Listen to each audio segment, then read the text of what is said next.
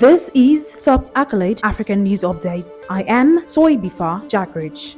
Zimbabwe's government has condemned fresh sanctions that the U.S. imposed against the country's president and senior officials on Monday. The U.S. accused President Emmerson Mnangagwa and the others on its list of corruption and human rights abuses. The new sanctions replaced the broader program introduced 2 decades ago. The Deputy Chief Secretary in President Mnangagwa's communication team, George Charamba, demanded that the U.S. promptly lift the illegal coercive measures. We condemn these malicious statements as completely uncalled for, defamatory, provocative, and a continuation of wanton hostilities against Zimbabwe by the U.S. government, he said in a statement. We demand that the Biden administration provides evidence in support of these gratuitous accusations, failure to which the administration must, without any further delay, withdraw them unconditionally. Mr. Charamba also called on the UN, the African Union, and Southern African Regional Bloc (SADC) to support Zimbabwe's call for the removal of the sanctions. Zimbabwe has also been critical of the U.S. government lifting the old sanctions program on Monday, saying that Zimbabweans cannot be expected to be grateful for the measure.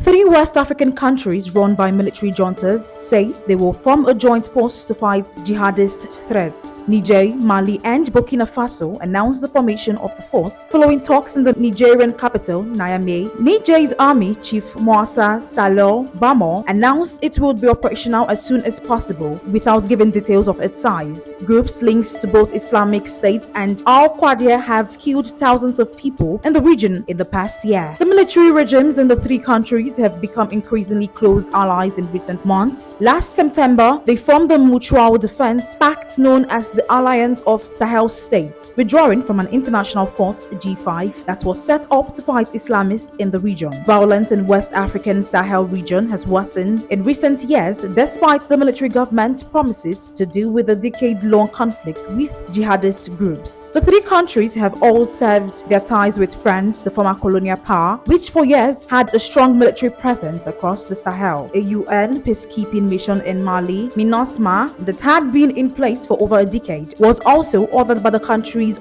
leaders to withdraw without delay and completed the exit in December.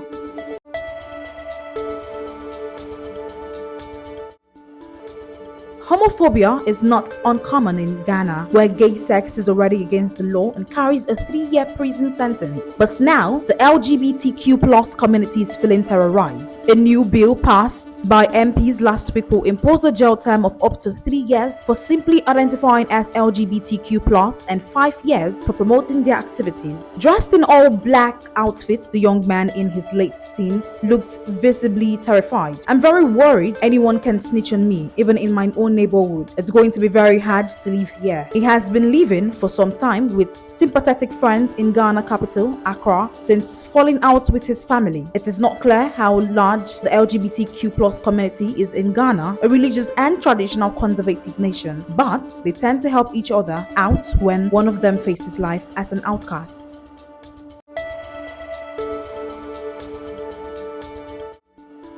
Dozens of displaced people are feared to have been abducted by Boko Haram jihadists northeastern Nigeria. The victims were mostly women who lived in a camp in Gamboro, Ngala town after fleeing their homes because of attacks by the insurgents, locals said. The abduction occurred when the group went to collect firewood to cook or sell. They added, the United Nations condemned the reported kidnappings and called off for the unconditional release of abductees. Mohammed Malik IV, the UN's resident and humanitarian coordinator, said that while the exact number is unknown, it is estimated that more than 200 people were abducted. He said in a statement on Wednesday that the incident was a stark reminder that women and girls are among those most affected by the Islamic insurgency in northeast Nigeria. While sympathizing with the families of the victims, Mr. Fall urged authorities to provide more livelihood opportunities for displaced persons in camps to reduce the risks they face.